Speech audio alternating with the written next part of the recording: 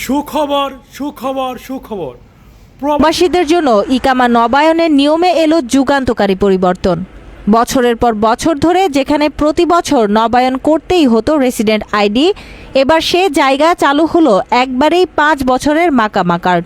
এখন থেকে আর প্রতি বছর ইকামা নবায়নের ঝামেলা নয়, চালু হলো 5 বছরের রেসিডেন্ট আইডি সিস্টেম। নতুন এ ব্যবস্থায় উপকৃত হবেন অন্তত 13 মিলিয়ন প্রবাসী।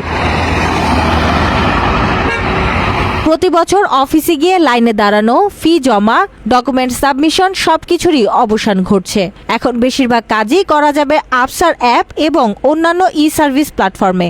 সরকারের হিসাব অনুযায়ী এই পরিবর্তনে 65 মিলিয়নের মতো অফিস ভিজিট কমে যাবে এবং কোটি কোটি কর্মঘণ্টা বাঁচবে। সরাসরি উপকার পাবেন প্রবাসী ও স্থানীয় উভয়ই। এই ডিজিটাল রূপান্তর সৌদি সরকারের ভিশন। সিম তুলতে গেলে আকামার প্রয়োজন, কোনো জায়গায় ঘুরতে গেলে উমরা হজ করতে গেলে আকামার প্রয়োজন, বিভিন্ন জায়গায় ঘুরতে গেলে আকামার প্রয়োজন। ধরুন আপনার রাস্তাঘাটে পুলিশে ধরবে, ফার্স্ট টাইম কিন্তু আপনার আকামার চেক দিবে যে আকামাটা ঠিক আছে কিনা, এবং আপনার আফসারে গিয়া আকামার চেক দিবে যে আপনার আকামার মেয়াদ আছে কিনা। যদি মেয়াদ না থাকে আপনি কিন্তু পুলিশে ধরে নিবে, ধরে জালে নিয়ে ভরে দিবে, এবং কি আপনাকে জরিমানা করতে পারে, এবং আপনাকে বাংলাদেশে পাঠিয়ে দিতে পারে। আর আকামা বানানোর জন্য আপনাদেরকে প্রতি বছর কিন্তু সুযোগ দেওয়া হয়। আপনারা ওই সুযোগে আকামা বানায় ফেলবেন, তাহলে আপনাদের জন্য অনেক উপকারী হবে। আপনারা তো আপনারা এই কাজটা করবেন। ওকে, আসসালামু আলাইকুম।